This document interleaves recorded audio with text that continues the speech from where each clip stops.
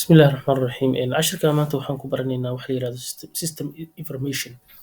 System informationka waxa waaye inaad ogaato laptopkaaga ama computerkaaga informationka uu leeyahay sida magaca uu leeyahay computerka oo kale. Waxaa kaloo ka ogaan kartaa shirkadii computerka soo saarto oo kale inta gigabyte RAM uu haysto computerka, hard drive-kiisa. Macluumaad badan ayaa ayaa ka heli kartaa system information. Waa muhiim marka inaad barato as a computer engineer. So marka waxaa leedahay inta waxaa search barka waxaa ku qoraysaa system information kor iga soo baxay sy markaan qoro kor ayuu iga soo baxay system information ayaa kaliya ku siinaysaa.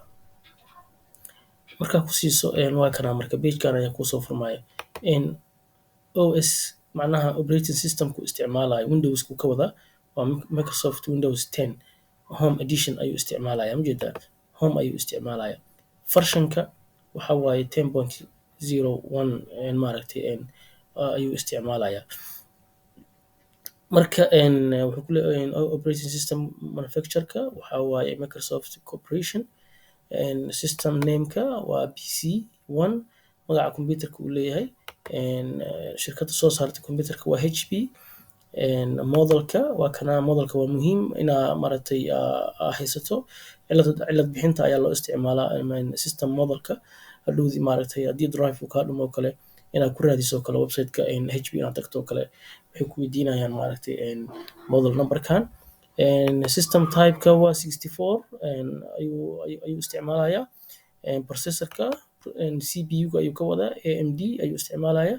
BIOS-ka AMI F ayuu isticmaalaya majeedaa BIOS-ka uu isticmaalayo waxyaabo badan. BIOS mode-ka waa UEFI ujeedado marka waxyaabo badan ayaa meeshan ku ogaa kartaa. Marka more information ayaa inta ka ogaa kartaa. Cafwan waxaa idin dhahay in RAM-kii inta laga ogaa karo inta lagama ogaa karo RAM-ka.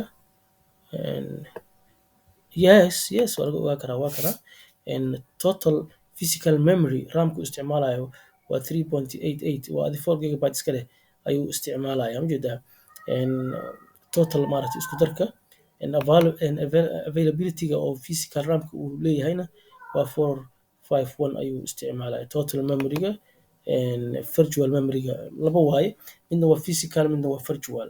Midka waa virtual-ka waa mid iska khiyaali ah oo computerka lagu sameeyay midka kalena waa physical-ka mid la geliyay waaye. So marka more information ayaa ka heli kartaa meeshan system information-ka.